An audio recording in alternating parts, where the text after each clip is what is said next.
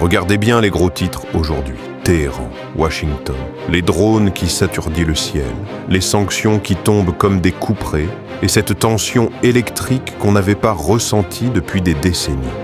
Le monde retient son souffle. On se demande tous, est-ce que c'est pour maintenant? Est-ce que c'est l'étincelle qui va tout embraser? Vous êtes probablement ici parce que vous voulez savoir ce qui va se passer.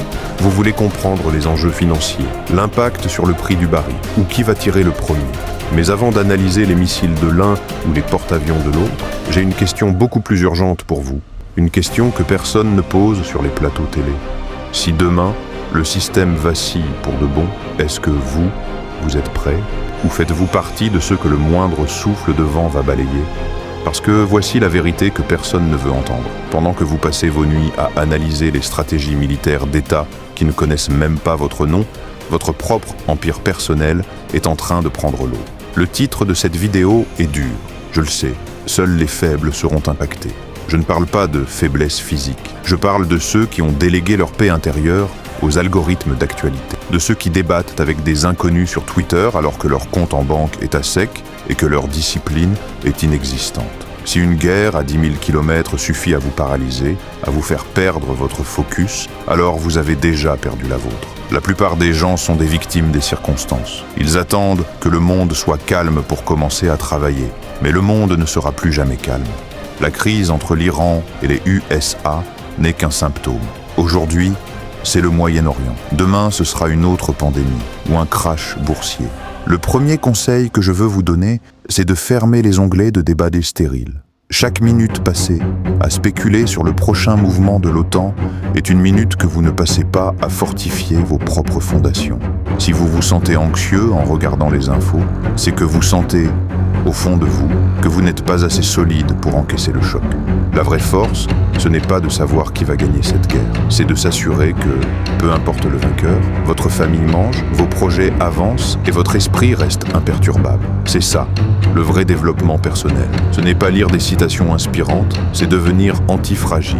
Parlons finance, parce que c'est là que la douleur frappe en premier.